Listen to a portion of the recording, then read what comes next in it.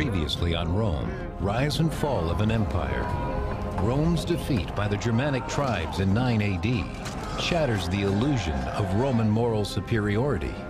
What Rome calls civilization, her neighbors call tyranny. It's a lesson Rome seems doomed to repeat. Now, in the 1st century AD, Rome's forces find themselves in a legendary land which still lies beyond her reach. Britannia. Shrouded in dense forests and inhabited by strange savages, it fascinates and terrifies the Romans. And conquering it will be a glorious feat, worthy of a magnificent emperor.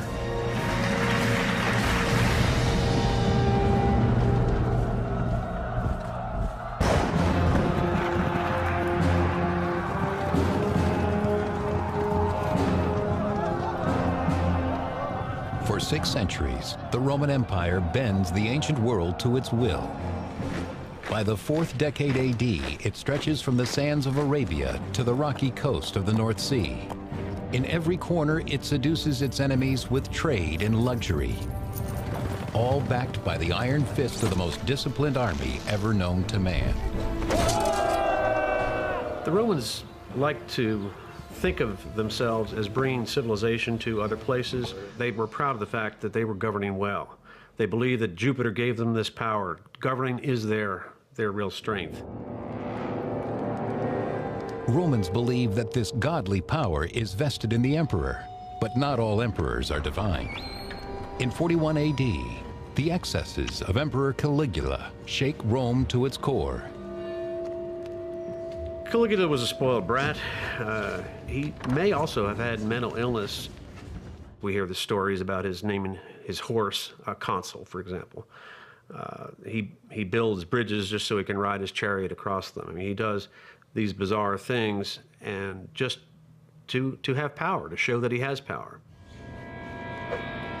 Significant numbers of those people very close to him began to feel that they were just in danger, that the emperor was too unstable, too paranoid, and probably just plain too crazy. Members of the elite militia, known as the Praetorian Guard, decide that Caligula must go before he turns on them. They make their move as the emperor returns from an afternoon of gambling.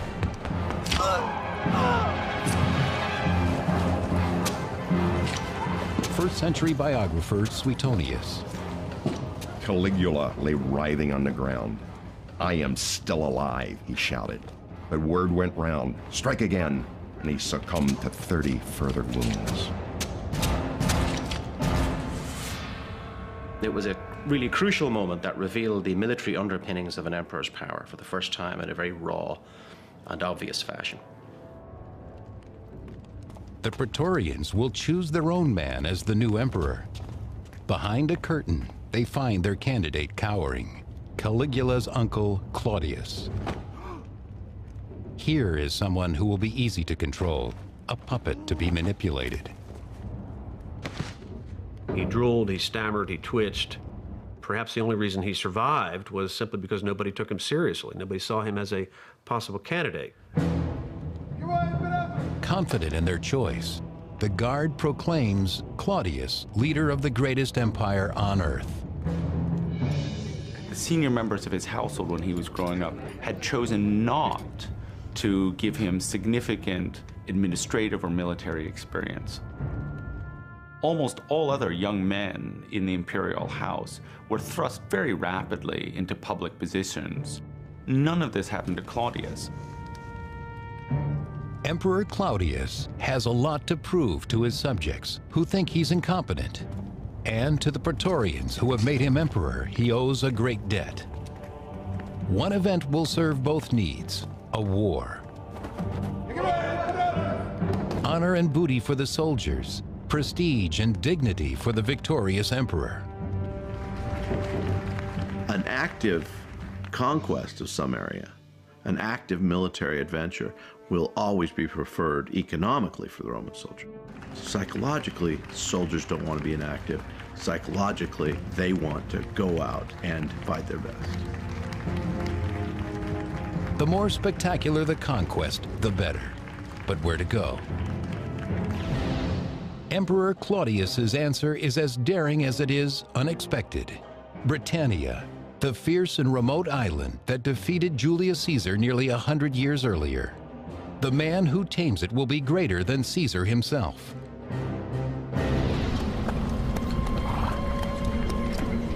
To lead the expedition, Claudius chooses Plautius, a distinguished senator and well-established commander. He leads 4 legions into a strange land, haunted with a dangerous history. The troops are edgy and afraid.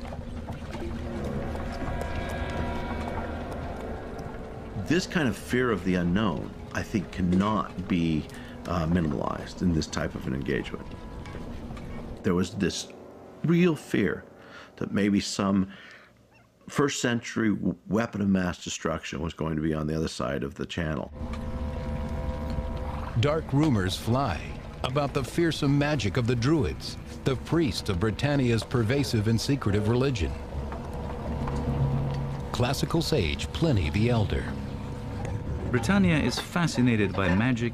The monstrous Druid cult professes that to murder a man is an act of the greatest devoutness, and to eat his flesh most beneficial. Evidence of human sacrifice fills the soldiers with disgust and leads Emperor Claudius to ban Druidism.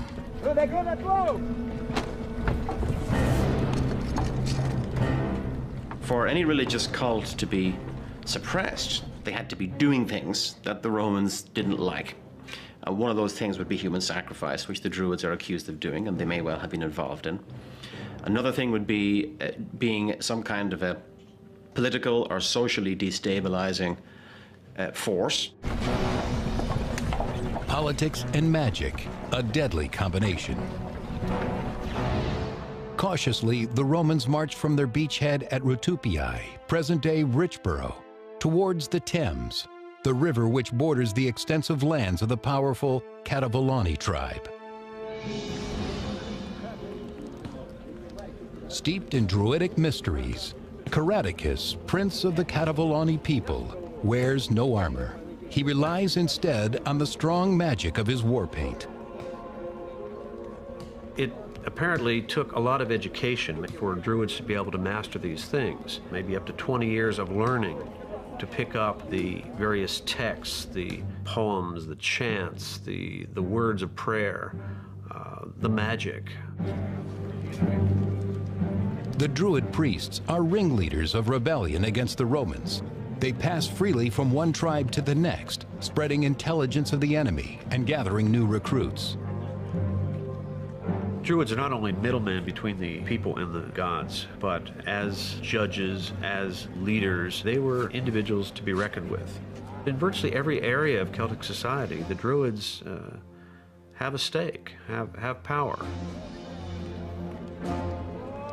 Togodumnus, brother of Caradicus and warlord of the neighboring kingdom, arrives with his own soldiers to bolster the resistance. Their forces combined, the princes face the Romans with supreme confidence.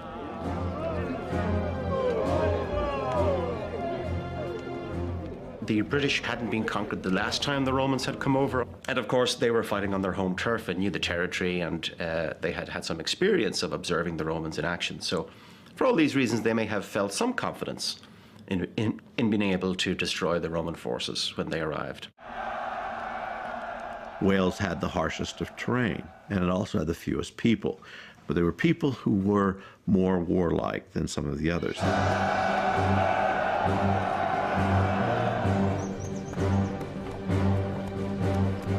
What the soldiers were being trained to do was to fight in long legion formations and to have the auxiliary troops on the sides to be able to operate out in the open.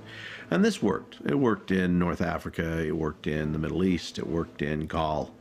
It worked less well in Germany, and it certainly didn't work at all in Britain. 3rd century historian Dio. The barbarians took refuge in the swamps and the forests, hoping to wear out the invaders in fruitless effort. They knew where the firm ground and the easy passages in this region were to be found. The Roman attempts to follow them were not so successful. If you're fighting the Romans, it seems to me that the initial British strategy was really quite a good one. They allowed the Romans to land unopposed, and I guess the plan was to draw them in and then take them out when they were trapped inland, further inland, and they couldn't escape. When the British strike, it is with guile and savagery.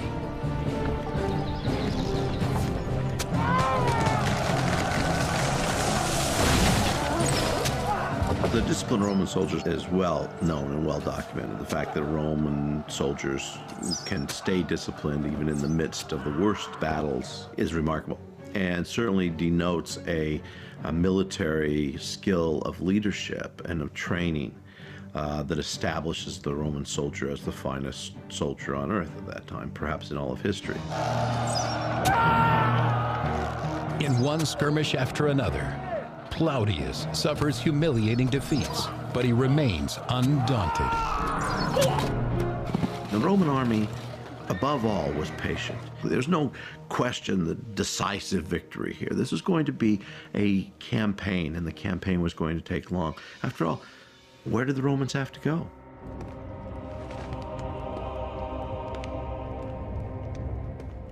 Back in Rome, Emperor Claudius preens and prepares for his own invasion of Britain. Soon he will personally see to her surrender. For the first time in his life, he tries on the garb of a warrior. He needed to establish his military credentials. This was an essential part of being in the public eye in ancient Rome, was to be militarily efficient and to have some achievement under your belt, preferably victory over some foreign enemy. Claudius plans to overwhelm the barbarians with the most destructive and imposing weapon of the classical world: battle elephants. They will announce the grand entrance of the emperor. Then Claudius will teach the Britons to grovel before the almighty Roman Empire and claim a piece of glory for himself. In 43 AD, Emperor Claudius prepares to conquer the fabled island of Britannia. He sends his seasoned general Plautius and 4 legions to clear his way. At first, the Romans are outfoxed by the Druids, lured ever deeper into unfriendly territory. But now, Plautius sees an opportunity to turn the tables. He orders a special force of provincials to launch a sneak attack across the River Thames.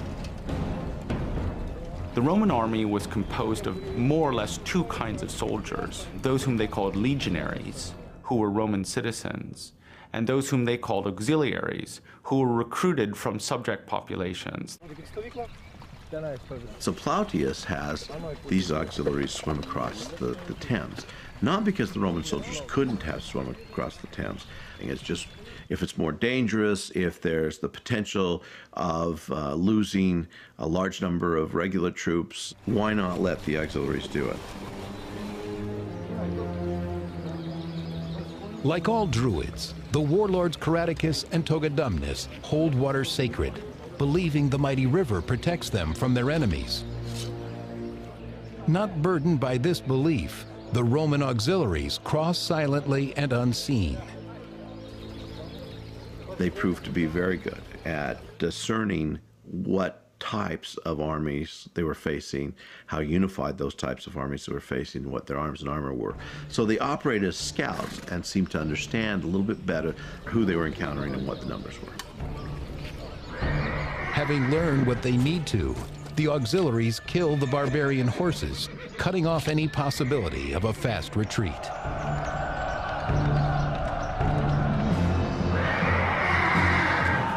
Only now does Plautius send in his full force to attack the Cativoloni.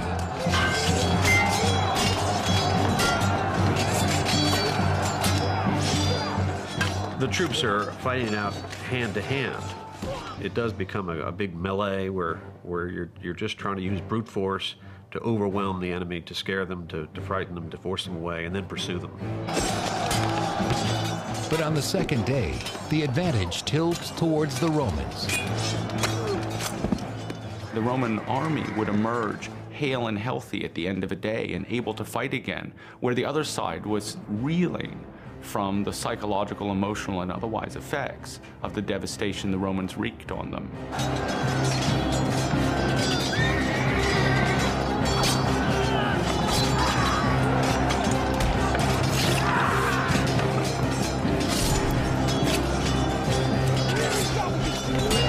In the ensuing slaughter, Togodumnus is mortally wounded.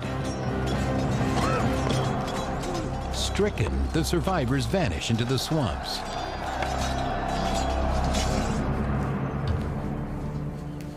The families of the Druid leaders awaken to a new reality. Word of the catastrophe triggers a panic and a scramble to escape. Caradicus and his family must also flee, or face humiliation and slavery at the hands of the Romans. When the Romans won a significant military victory, the general was traditionally awarded the right to hold what we think of as a ticker tape parade, what they called a triumph. If possible, the leader of the conquered forces was marched throughout the parade to display in his or her person the subjugation of the foreign people. And traditionally, that person was then executed at the end of the parade as an enemy of the Roman people. Caradicus has no intention of being a Roman trophy. Swearing revenge, he gathers his supporters and leads them on a long journey west to the rugged hill country where the heart of the Druid establishment lies. Caradicus correctly assumes that the Romans will not follow. Instead, they plant themselves on the banks of the Thames.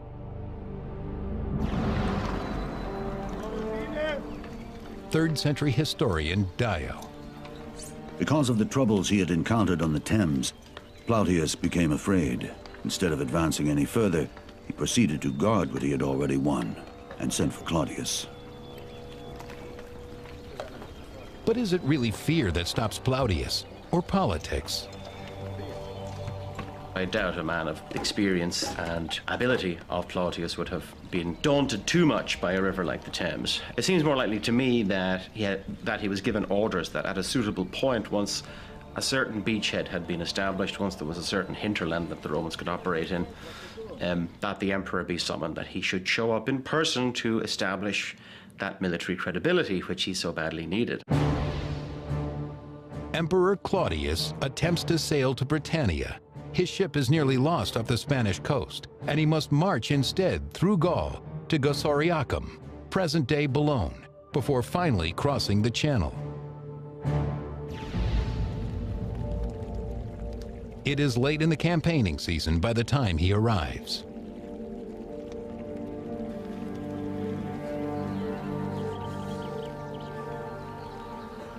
We know that the emperor showed up in style. He came with cohorts of his personal bodyguard, the so-called Praetorian Guard, and he also came with elephants.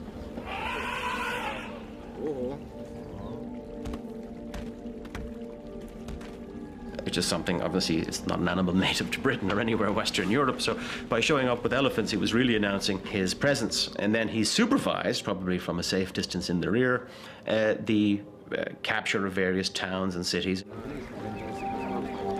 Claudius's surprising arrival, coupled with Caradicus's humiliating defeat, prompts many British warlords to submit rather than fight. We modern people have our own idea of freedom. That's part of our makeup. It's not necessarily the makeup at all of the ancient world. The majority of people simply accustom themselves to their new leadership. The taxes they were paying to leader A, they would now pay to leader B, and it didn't matter much. If they could cut down on any violence that could be made against them by an army, principally that army not being allowed to rape or pillage or destroy their lands, by acquiescence they would.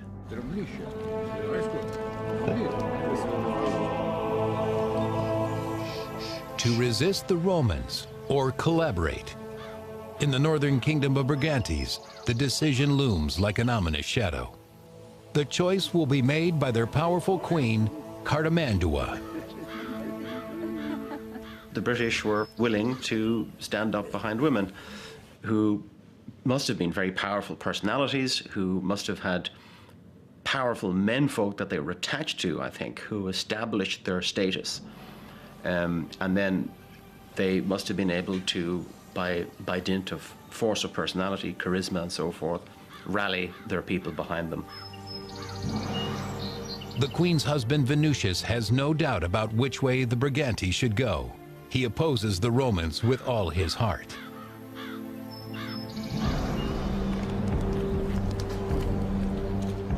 In the area that will become known as Wales, there is no indecision either. Here, Britain's fiercest warlords cleave to the old ways and vehemently reject imperial domination. The Druids call upon their gods to drive the Romans from their shores. In their hour of need, they perform their greatest mystery, the sacrifice of a living man. The exiled Caradicus becomes their righteous agent. His passion ignites the resistance.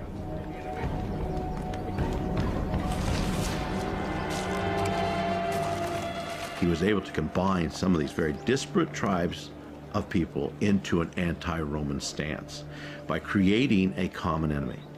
This must have made him the most charismatic British person of the time, because how could he go about and convince so many individuals to oppose a Roman war machine? Bound by common hatred and their ancient religion, the Celts vow to fight on to the bloody end. Victory in battle restores confidence among the Roman rank and file. They no longer fear the British.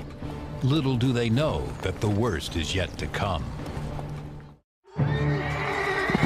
In 43 AD, Emperor Claudius claims victory in Britannia, even as rebellion takes root on the outskirts of the island.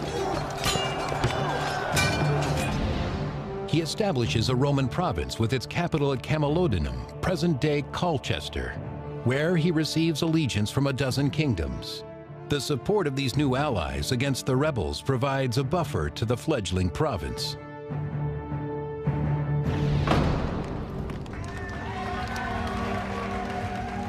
After only 16 days in Britain, Claudius returns home. In total, he has been gone just 6 months. But in terms of status, he is light years away from where he started. He is a conqueror. The propaganda value of such a trip is extraordinary, and it gave him a bump in the political favor of the people in a way that's similar to a modern president visiting his troops on the line, even if he never goes anywhere near the fighting. 3rd century historian Dio. The Senate gave him the title of Britannicus. They also voted that there should be an annual festival to commemorate the conquest, and that triumphal arches should be erected. The stunning monuments, known as triumphal arches, stand as much as 70 feet tall. He gets a triumphal arch with an inscription commemorating his achievements in conquering Britain. That's to say, a permanent monument in the city of Rome with his name on it that marks Claudius as a great general and a great conqueror. So the military honors are the whole point of the reason to go into Britain. That's the purpose of it, first and foremost, to give Claudius that degree of, as I say, military sort of credibility, military standing that he had formerly lacked.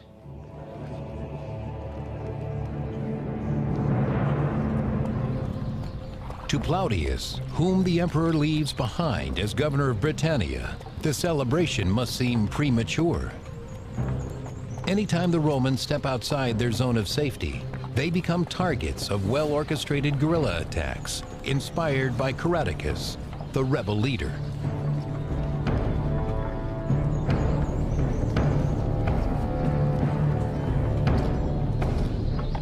They would have communicated by means of runners and messengers. And again, knowing the lie of the land, knowing what the quickest ways between the various parts of Britain were, then they would have had an advantage in getting information swiftly between different parts of the island.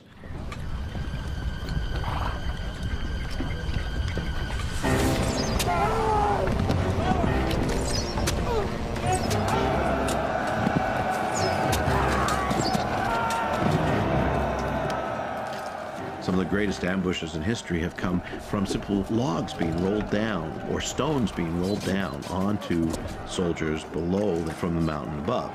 So here's the Roman. He has his conventional spear, he has his short sword, he's used to close fighting, and suddenly he's having rocks pelted on him, he's having spears thrown at him, he's having axes thrown at him, he's having trees rolled down on him. All of these things take their toll.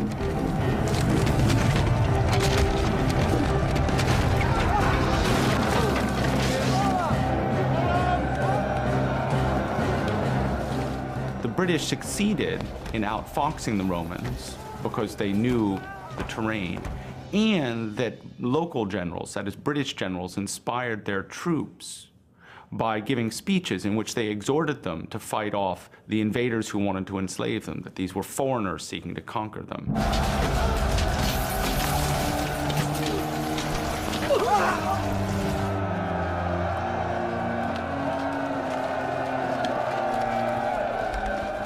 Caractacus was very effective at fighting what we call a guerrilla warfare. The Romans probably called it terrorism or insurgency, but he would have called it resistance, and this was fairly effective.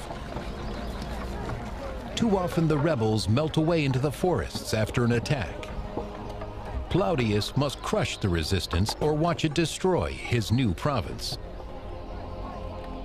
This meant that the officers on the ground had to make decisions that were not just straight wrote out of whatever training manual that they had been taught from, that they actually had to adapt themselves to the terrain and also to the tactics, we might call guerrilla tactics, of their opponents. In 45 AD, he sends a surge of troops from his headquarters in Camalodunum. 3 legions march south, west, and north. The 9th heads for the land of the Brigantes. The courageous Brigantes control the North Country, an important buffer from other barbarians. For the Roman ambassador, the cooperation of Queen Cartimandua is key. You're trying to divide and conquer. You're trying to separate and isolate individual groups, subdue them, and having friends on the home fields is a big advantage. Cartimandua accepts the imperial offer. After all, with a legion on her doorstep, her options are limited.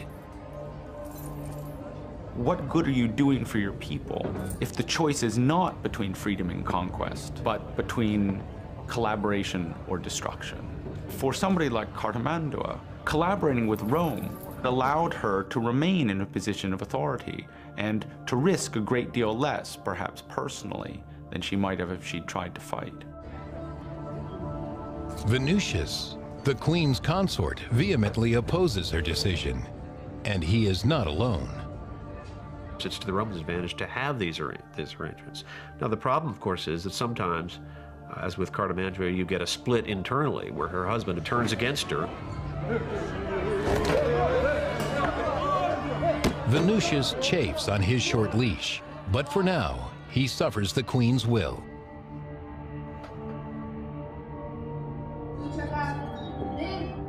Bitter but unbowed, he waits for events to change.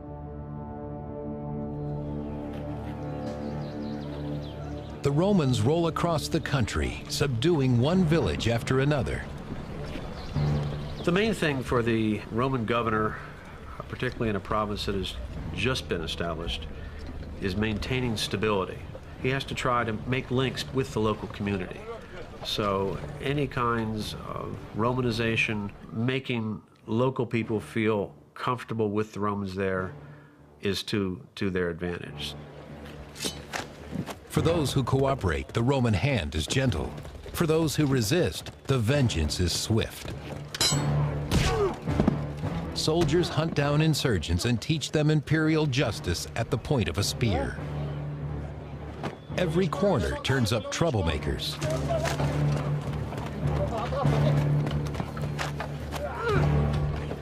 But the legionaries find potential converts too.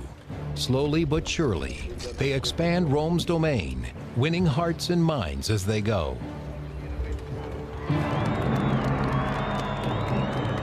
In the arena of Roman politics, General Plautius is a hero. 4 years after the invasion, a grateful Claudius calls him home. He brings along his British prisoners for the gladiator ring. 4 years is very standard for a person to be in command of a province or of an army like that, and then somebody else would come in. You don't want a person to be in command for too long in case the troops become too attached to their commander. And if that happens, they may get ideas that maybe this commander would make a good emperor.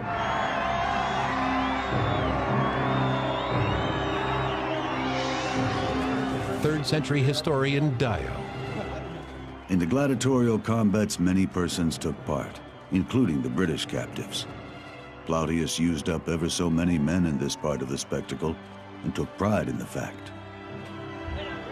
The blood sport of the arena confirms the superiority of every Roman heart. The barbarians are dust beneath their feet.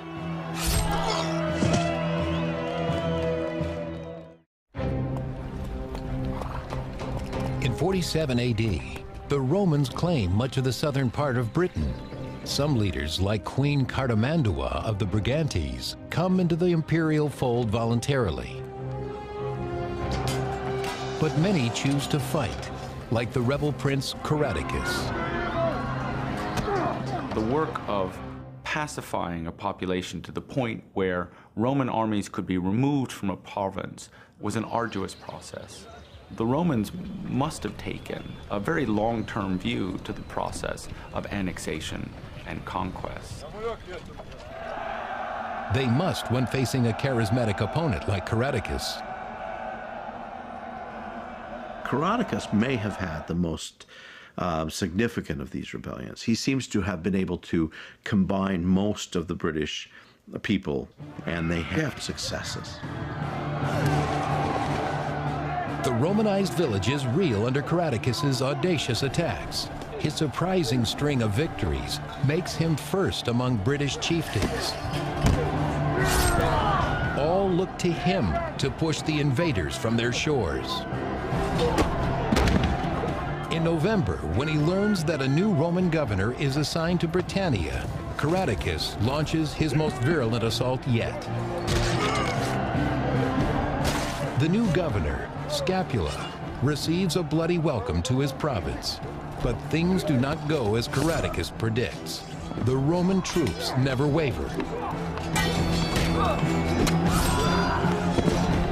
Scapula deals Caradicus his first major defeat of the insurgency. Still, the rebel leader remains defiant. Caradicus retreats to southern Wales and sparks an uprising there instead. As it spreads north through the hill country, Scapula pulls the 9th Legion out of Brigantes and heads west.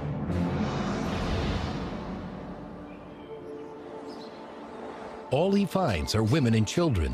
The rebels have vanished like smoke into the hills. The Welsh Rebellion flourished as almost all rebellions in Wales will flourish down through the early modern period, simply because it's hard to get to the rebels.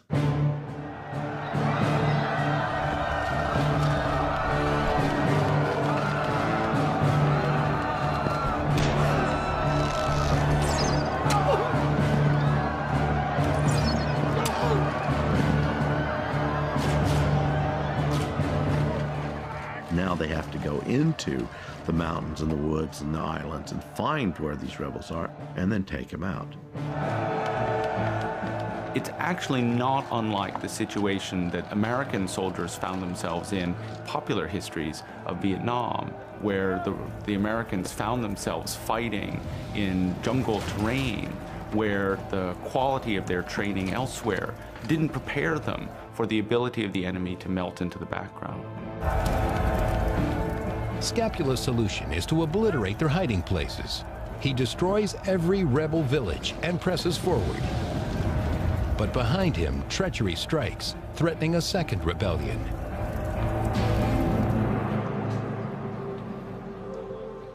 In the forest of the Brigantes, the Druids are gathering. The people of the Brigantes see the Romans heading into Wales, which is very difficult territory, and said, well, this is a good opportunity. I mean, when they're busy over there, we can cause trouble in the rear and perhaps gain an advantage. Maybe if they're caught between two forces, they'll be destroyed. To make this second rebellion work, one noble is vital, Venusius, husband of the collaborator Queen Cartimandua. Venusius, Cartimandua's husband, of course, was a significant figure. He didn't hold a hereditary position in his own right, but he was perhaps the most highly visible male leader in the kingdom. And as such, his breaking ranks with his wife provided a very significant focus for anybody with aspirations to rebellion. The rebellious nobles discuss Venusius's name and loyalty. Who, after all, would benefit more if his wife, the queen, is overthrown? But they underestimate Cartimandua's reach. She has spies everywhere. When the names of the ringleaders are revealed by her husband's own manservant, she learns that her most valuable warriors are in the plot. Desperate, she turns to Rome. Client kings and queens, chieftains that support the Romans are supporting them because the Romans have worked out some kind of arrangement. In other words, we will come to your aid, and it's kind of an ongoing arrangement. Through the Roman envoy, she sends word to Scapula. He must return to Brigantes immediately and honor Rome's pledge to protect her. The timing couldn't be worse for Scapula. He has no choice but to pull out of Wales and march the 9th Legion back east to support the Queen. His departure creates an opening for Caradicus and the Welsh rebels. With the Romans withdrawing, warriors rally to Caradicus from all over Britain. They bring their weapons, ancient beliefs, and their families. This time the resistance will not hit and run. Caradicus orders his troops to dig in. Classical court historian Tacitus. He selected a site where numerous factors helped him and impeded us, and all defenses were strongly manned. And an entrenched defensive position like that gives a huge advantage to the defender, and he'd every reason to believe, perhaps on this occasion, given these circumstances, that he had chosen the ground and he had prepared the ground, maybe the Romans would falter. I think that Caradicus had a reasonable expectation that he could win. The last chance for British independence hangs on that fragile hope. In the name of the Emperor Claudius, Rome enters the 6th year of the bitter conquest of Britain. The Roman emperor was imagined, and in fact functioned, very broadly speaking, as commander-in-chief of the Roman Empire. The emperor was ultimately conceived to be responsible for the success or failure of virtually any enterprise by the Roman state. Continuing chaos in Britain could cast a shadow on Claudius's tenuous hold on the throne.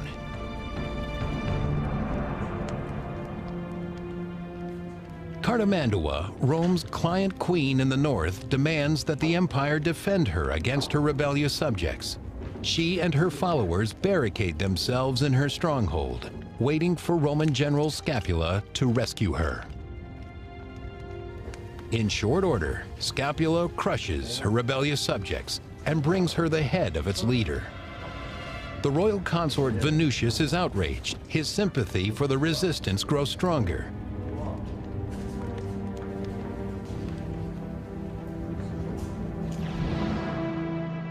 At last, Scapula marches to Wales with the 9th Legion once more. Desperate to finish off Caradicus, he doubles his troop complement, ordering the 20th Legion out of Camalodunum as well. In 50 AD, with the honor of the empire weighing on him, Scapula leads thousands of the most highly trained men on earth against a well-entrenched and determined enemy. It might have been possible for a man like Scapula to persuade Claudius that failure under the particular circumstances would have been acceptable. But basically what was at stake, beyond, say, life and death, was his chance for a further post after this one.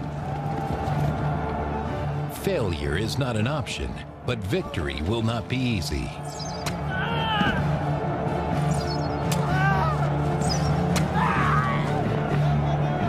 classical biographer Tacitus. Our soldiers reached the rampart, but in an exchange of missiles, they came off worse in wounds and casualties. The Romans simply regroup and come on once more. Rome takes over. Rome becomes Rome, the war machine, and there's no future for the rebellion. And that's precisely how history played out.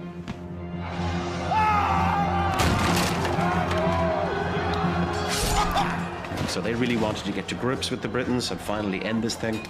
And the vehemence and ferociousness of their assault was such that the Britons were overwhelmed. The luckiest have the good fortune of a quick death. The rest are soon captured. Humiliation, slavery, and ritual murder await the captives. To his horror, Caratacus realizes his wife and children are among them. Caratacus himself escapes. Remarkably, he flees all the way to the kingdom of Brigantes, even though their queen, Cartimandua, is a Roman collaborator. Cartimandua's husband, Venutius, is a known patriot and opposed Cartimandua's collaborationist policies with the Romans. I would suggest that Caratacus fled not to Cartimandua, but to Venutius, in the hope of perhaps gaining his support, maybe convincing Cartimandua to turn, finally. Cartimandua does not bend. She is Rome's creature. The queen trades Caratacus, the hero of the resistance, to cement her position as a friend of Rome. The betrayal disgusts her husband Venutius. Paraded through the streets of Rome, Caratacus and his family thrill the citizens. Classical court historian Tacitus. The reputation of Caratacus had spread beyond the islands and through the neighboring provinces to Italy itself. These people were curious to see the man who had defied our power for so many years. Even at Rome, his name meant something. This was the symbol of their victory. You know, here's the enemy chieftain marching through our streets in submission. What normally happened to enemies of Rome was that they were brought into a prison and put into a pit and strangled. But in this instance, it didn't happen.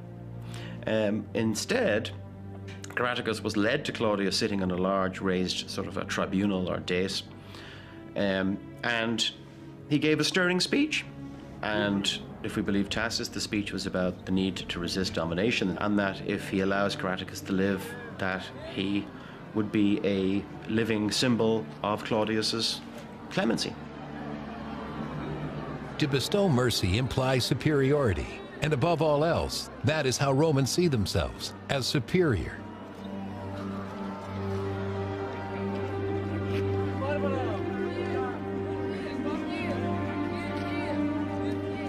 Moved by Caratacus' speech, Claudius grants his celebrity barbarian and all of his family pardon.